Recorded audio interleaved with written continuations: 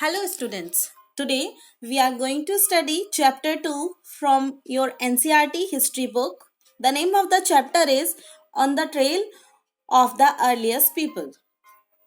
इस चैप्टर में हम समझेंगे कि किस तरीके से जो अर्ली ह्यूमन थे उनको क्यों हंटर गैदरर्स कहा जाता था और वो किस तरीके की लाइफ जीते थे जबकि उनके पास इतने ज्यादा रिसोर्सेस नहीं थे. So who were Hunter gatherers. पहला टॉपिक हमारा इसमें है कि हंटर गैदरर्स कौन थे. So people lived in the subcontinent as early as 2 million years ago. लगभग 2 मिलियन ईयर्स अगो जो लोग हमारे इंडियन सबकॉन्टिनेंट में रहते थे उनको हम हंटर गैदरर्स कहा करते थे. We describe them as hunter gatherers and this name comes from the way they got their food. ये नाम उनको इसलिए दिया गया क्योंकि ये ही एक तरीका था जिससे दे गॉट देयर फूड, अपना खाना उनको मिला करता था. फर्स्ट हंटर यानी कि वो शिकारी थे, हंट करते थे. Gathers that means they collected the things, like they caught fish, they caught bird, they hunted. And if we talk about gathering, so they gathered fruits, roots and nuts, leaves and eggs. They gather, इन सब चीजों को gather इकट्ठा किया करते थे. उनकी life आप ये मत समझिएगा कि there life was so easy कि हर जगह जैसे फर्टाइल लैंड हो, हर जगह फूड अवेलेबिलिटी हो, ऐसा बिल्कुल भी नहीं था. Their life was very hard. आगे देखते हैं. Why hunter gatherers moved from place to place. अब वो क्या करते थे, वो एक जगह से दूसरी जगह घूमा करते थे. So first if they had stayed at one place for a long time, they would have eaten up all the available plants and animal resources. They have had to go elsewhere in search of food. अब होता क्या था कि अगर वो एक जगह पर बहुत टाइम तक रुके रहेंगे, इन सर्च ऑफ फूड की अगर बात करें तो एक जगह पर अगर वो बहुत लंबे समय तक रहेंगे तो वो क्या करेंगे, वहां के सारे जितने अवेलेबल प्लांट्स एनिमल्स हैं उनको खा लेंगे. तो अब क्या होगा, उनको इसके बाद में एक दूसरी जगह प्लांट्स की और खाने की सर्च में जाना पड़ता था. सेकंड की बात करेंगे और सेकंड पॉइंट की बात करें तो second is to hunt animals. Like animals move from place to place. Animals भी अपने झुंड में इधर से उधर जाया करते थे, इधर in search of smaller prey और in the case of deer and wild cattle in search of grass and leaves. So hunters have had to move to follow them. यानी कि जो भी हमारे हंटर गैदर्स थे जब एनिमल्स मूव करते थे तो उनको भी उनके साथ साथ मूव करना पड़ता था. थर्ड है in search of different type of plants. So plants and trees bear fruits in different season. हर तरीके का फ्रूट डिफरेंट सीजन में आता है. So people may have moved from seasons to season in search of different kinds of plant. अब होता क्या था कि मान लीजिए कोई सीजन है तो उस सीजन में किसी type of food availability, fruits availability is there, तो वो लोग उस जगह पर रहा करते थे. और मान लीजिए कोई सीजन चेंज हुआ तो दूसरे टाइप के फलों का सीजन आया, तो ऐसी जगहों पर वो मूव करते थे जहां उस तरीके के फ्रूट्स उनको मिले. बस इतना था उनका कि उनको फूड की अवेलेबिलिटी हो, खाने की चीजें उनके पास में हो, इसलिए उनको मूव करना पड़ता था. Third is in search of different types of plants. So plants and trees bear fruits in different seasons. अभी बताया था तुमको, इसलिए वो इधर उधर मूव करते थे. Fourth is in search of water. Water हमें पता है जल ही जीवन है. So people, plants and animals need water to survive. Water is found in lakes, streams and rivers. While many rivers and lakes are perennial. अब होता क्या था, perennial की अगर बात करें हम तो कुछ ऐसी भी होती हैं जिनमें साल भर पानी रहता है, थ्रू आउट द ईयर पानी रहता है. लेकिन कुछ लेक्स हुए, कुछ रिवर्स हुए, वो सीजनल होती है, उनमें सीजन में ही पानी आता है. तो people living on their banks, उनके किनारों पर, इस तरीके की रिवर्स के किनारे पर रहने वाले जो लोग थे, they would have had to go in search of water during the dry seasons. Dry season में उनको पानी की तलाश में इधर उधर जाना पड़ता था, प्लेस टू प्लेस मूव करना पड़ता था. So sources for study about this period, यानी कि इस काल के बारे में, इस समय के बारे में कैसे हम पता लगा सकते हैं कि कैसी लाइफ जीते थे वो लोग, क्या क्या सोर्सेस मिले हैं स्टडी करने के लिए. यानी कि कौन कौन से ऐसे सोर्सेस की अगर हम बात करें, पिछले वीडियो में मैंने बताया था, सोर्सेस कह सकते हैं आप एक तरीके से एविडेंस होते हैं, प्रूफ होते हैं. तो क्या प्रूफ मिलते हैं हमको इस पीरियड के बारे में जानने के लिए. So archaeologists have found some of the things hunter gatherers made and used. Archaeologist बताया था मैंने आपको फर्स्ट चैप्टर में, the person who dig out the history, ऐसे लोग जो हिस्ट्री का पता लगाते हैं डिफरेंट सोर्सेज की हेल्प से, उनको आर्कियोलॉजिस्ट कहते हैं। जो खुदाई में चीजों का खुदाई वगैरह करते हैं और इनसे उनको जो चीजें हमारे हिस्ट्री से रिलेटेड मिलती हैं उनको बोलते हैं archaeologist, a person who dig out the history. So कैसे पता चलता है, क्या क्या एविडेंस है? तो एविडेंसेस हैं टूल्स जो कि स्टोन, वुड एंड बोन से बने हुए हैं, अर्ली साइट्स यानी कि खुदाई के दौरान जो चीजें मिली हैं, जो रिवर वैलीज के पास में है, केव सेटलमेंट कैसे गुफाओं में रहा करते थे, रॉक पेंटिंग्स और उन रॉक्स पर क्या पेंटिंग्स करते थे, अर्ली ह्यूमन पॉटरी यानी कि क्या किस तरीके के बर्तनों का इस्तेमाल ये लोग जो थे अर्ली ह्यूमन हंटर गैदर्स ये किया करते थे। सो यूज ऑफ स्टोन टूल्स, किस तरीके से ये लोग स्टोन टूल्स को यूज करते थे? For cutting meat and bone, to scrape bark and hides, to chop fruits and roots, to make spears and arrows, इन सब चीजों के लिए ये यूज किया करते थे टूल्स को। सो some of these stone tools to cut meat and bone, scrape bark यानी कि मान लीजिए पेड़ की छाल उतारनी है तो उसके लिए, एंड हाइड्स यानी कि एनिमल की स्किन हटानी है, स्किन उतारनी है तो उसके लिए ये टूल्स को यूज करते थे। To chop fruits and roots, they use to take the help from tools, and tools मतलब ये पत्थर से बने हुए जो औजार थे इनके वो। तो some may have been attached to handles और बोन्स ऑफ बोन और wood to make spears and arrows for hunting, तो एरोज बनाते थे, स्पीयर्स बनाते थे हंटिंग के लिए, भाले वगैरह। तो क्या करते थे, उसको उसके हैंडल को अटैच कर दिया करते थे किसी बोन से या किसी लकड़ी के टुकड़े से, उसको थोड़ा लंबा बनाने के लिए, जो हंटर्स थे वो औजार बनाने के लिए अपने। So other tools were use to chop wood, कुछ टूल्स को इसलिए भी यूज किया जाता था ताकि उससे लकड़ी काटी जा सके, which was use as firewood, and तो ये सब रीजंस थे जिनकी वजह से ये यूज किया करते थे, जिनके लिए स्टोन टूल्स को। आगे देखते हैं। सो स्टोन टूल्स मेकिंग टेक्निक, दो तरीके थे जिनसे ये लोग स्टोन्स बनाया करते थे Hunter gathers. First is stone on stone, इसमें क्या करते थे, here the payable from which the tool was to be made, also called the core, was held in one hand. Another stone which was used as a hammer was held in the other hand. The second stone was used to strike off flakes from the first till the required shape was obtained. क्या करते थे, मान लीजिए एक stone जो है जिसका औजार बनाना है, जिसका टूल बनाना है, उसको हाथ में पकड़े रहते थे और दूसरे स्टोन से उस पर मार मार के उसके छोटे टुकड़े बनाते थे ताकि उनको जो शेप बनानी है, नुकीली शेप बनानी है, तो वो वैसी शेप जब तक कि दूसरे स्टोन में आ नहीं जाती तब तक स्टोन ऑन स्टोन यानी पत्थर पर पत्थर मारकर ये उस तरीके के अपने शेप, रिक्वायर्ड शेप को ऑब्टेन किया करते थे। सेकंड है प्रेशर फ्लेकिंग। प्रेशर फ्लेकिंग में क्या होता था, here the core was placed on a firm surface, the hammer stone was used on a piece of bone और stone that was placed on the core to remove flakes that could be shaped into tools. क्या करते थे pressure flaking में, मान लीजिए कोई बहुत बड़ा सा पत्थर है तो उसके ऊपर ये बोन या वुड जिसका भी इनको औजार बनाना है, टूल बनाना है, उसको ये रख दिया करते थे।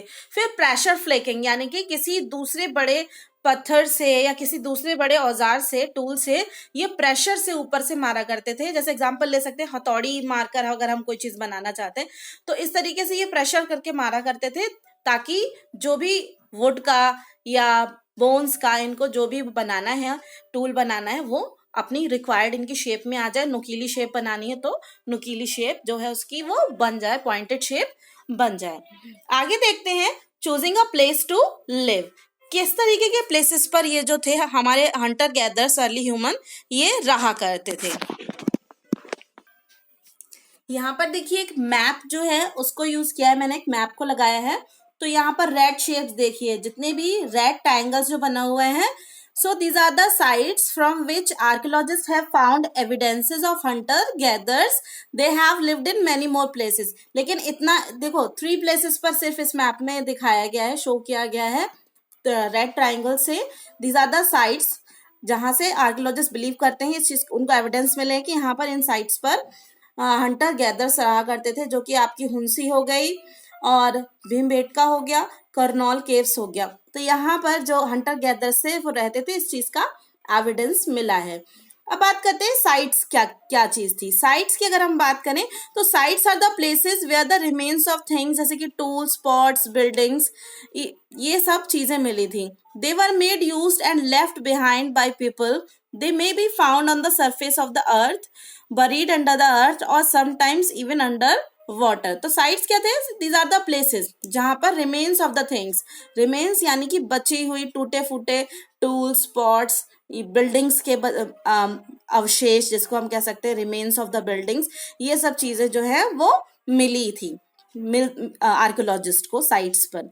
अब है फैक्ट्री साइट्स। फैक्ट्री साइट्स क्या चीज थी? तो places where stone tools were made, यानी कि वो जगह मान लीजिए जहां पर लोग इकट्ठे होकर हंटर गैदरर्स जाते थे, जहां पर बैठकर ये टूल्स को बनाया करते थे, तो उनको फैक्ट्री साइट्स नाम दिया है आर्कियोलॉजिस्ट ने।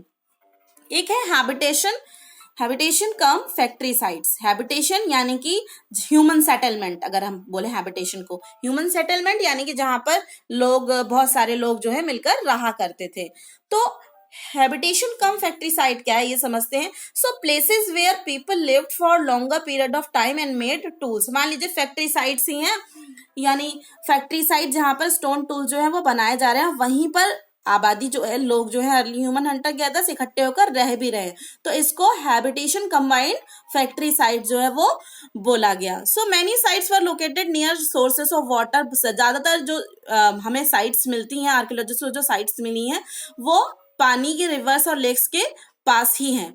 और इसके अलावा usually we find blocks of stones, tools that were made and perhaps discarded because they were not perfect, and chips of waste stone left behind at these sites.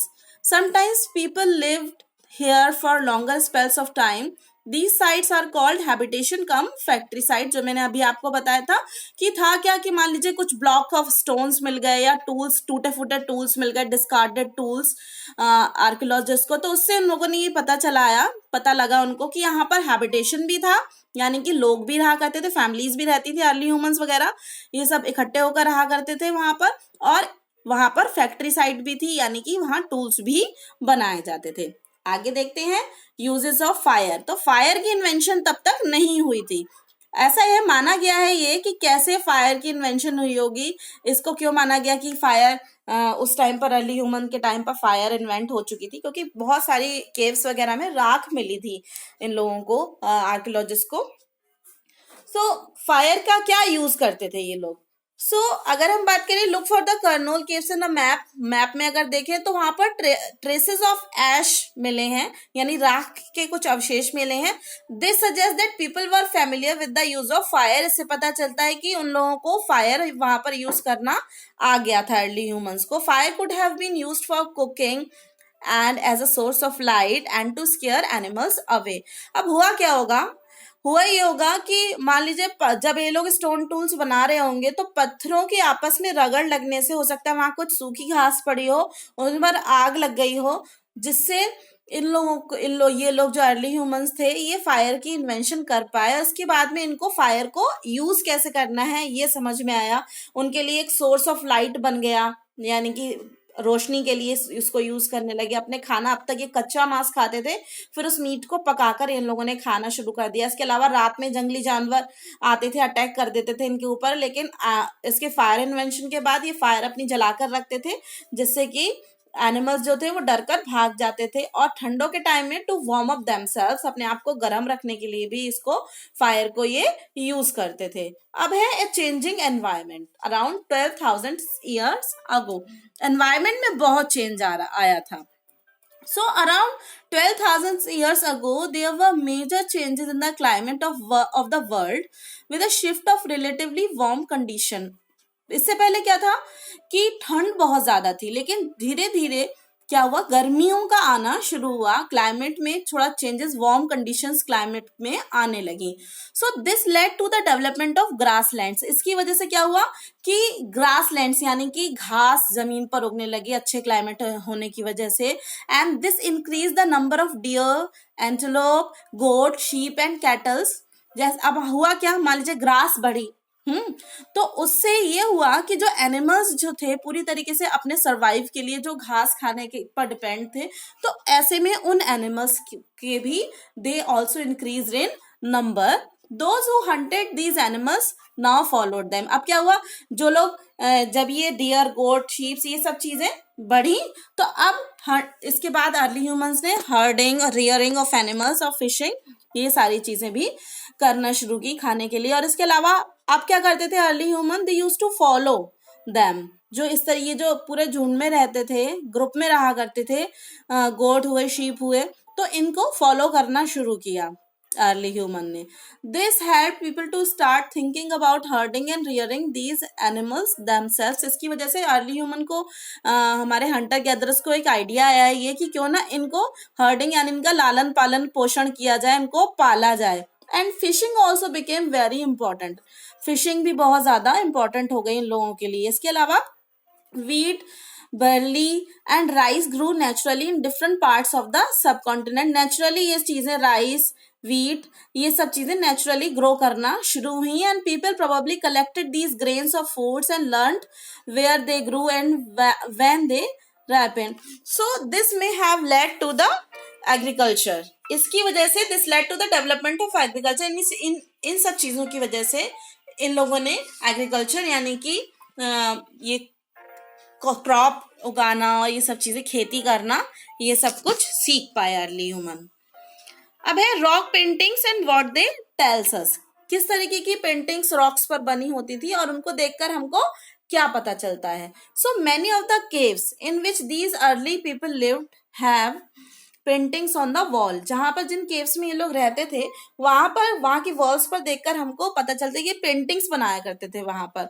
Some of the best examples are from Madhya Pradesh and southern Uttar Pradesh, जहाँ की caves में आपको पता चलेगा, देखेंगे अगर आप, तो कि किस तरीके की वॉल्स पर, वहाँ की केव्स की वॉल्स पर ये लोग पेंटिंग्स बनाया करते थे. These painting show wild animals drawn with great accuracy and skill. बिल्कुल ग्रेट एक्यूरेसी यानी बहुत ही सही तरीके से इन लोगों ने वाइल्ड एनिमल्स के वहां पर पिक्चर्स जो थे हंटर गैदर्स ने वो बनाए हुए थे.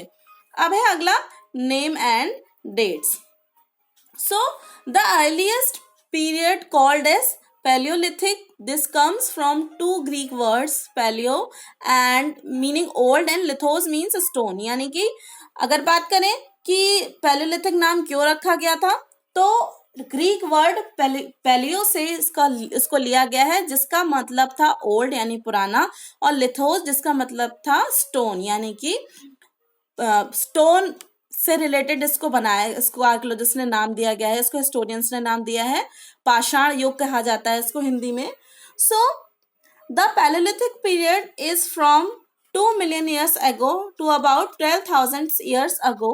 This is further divided in lower, middle and upper palaeolithic. इसको बाद में दो पार्ट्स में डिवाइड कर दिया गया, इसको बाद में डिवाइड कर दिया गया लोअर, मिडिल और अपर पैलेलिथिक में, जिसमें लगभग 99% ह्यूमन हिस्ट्री जो है स्टोन एज की वो कवर हो रही है. The period when we find environmental changes beginning about 12,000 years to till 10,000 years ago is called Mesolithic. Middle stone age जिसको हम बोलते हैं. Stone tools found during this period are generally tiny and are called microliths. Microliths इसलिए कहा गया क्योंकि इस समय के जो स्टोन टूल्स मिलते हैं बहुत ही टाइनी यानी कि छोटे हुआ करते थे. Microliths were probably stuck on a handles of bone or wood to make tools such as saws and sickles. होता क्या था कि अपने छोटे छोटे टूल्स को बनाकर किसी वुड में या किसी बोन में लगा दिया करते थे उनको लंबा बनाने के लिए. एट द सेम टाइम उसी समय दूसरी older varieties of tools continue to be use. उसके अलावा उससे पहले के जो टूल्स बने हुए थे उनको भी ये हंटर गैदर्स जो थे वो यूज करते रहे थे. न्यूलिथिक की अगर बात करें तो न्यूलिथिक का मतलब हुआ न्यू स्टोन एज. सो एक केस स्टडी आपकी बुक में दी गई है, closure look हुंसी.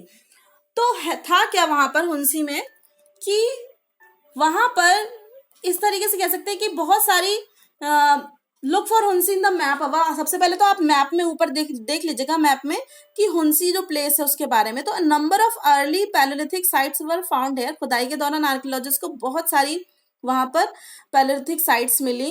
Eight the same time a large number of tools used for all sorts of activities were found. और बहुत सारे ऐसे टूल्स मिले जो डिफरेंट डिफरेंट एक्टिविटीज के लिए वहां पर यूज किए जाते थे. These were habitation come factory sites. Habitation come factory sites थी ये हुंसी में जो चीजें मिली थी. उसका रीजन है, देखो, हैबिटेशन कम फैक्ट्री साइट्स यानी कि लोग भी रहते थे वहां पर पूरे, या लोग अपने बच्चों के साथ, अपनी वाइफ, सबके सब परिवारों के साथ रहा करते थे वहां पर, सारे इकट्ठे होकर रहते भी थे. और वहां पर फैक्ट्री साइट भी थी यानी कि ये टूल्स भी बनाया करते थे वहां पर. So most tools were made from limestone which was locally available. ज्यादातर टूल्स जो उस समय के थे लाइमस्टोन से बने थे. लाइमस्टोन उस जगह पर जहां ये लोग बनाते थे, फैक्ट्री साइट जहां मिली है, वहां इजिली अवेलेबल था, लोकली अवेलेबल था. लाइमस्टोन होता है, चूने का पत्थर होता है जिसको लाइमस्टोन बोलते हैं, तो वहां इजिली अवेलेबल था. तो ज्यादातर इसमें हुंसी जो साइट्स मिली हैं खुदाई में चीजें, तो ज्यादातर लाइमस्टोन के ही बने हुए टूल्स जो है वो मिले हैं. That's all for today. This chapter is finished and meet you in next chapter. Thanks for watching.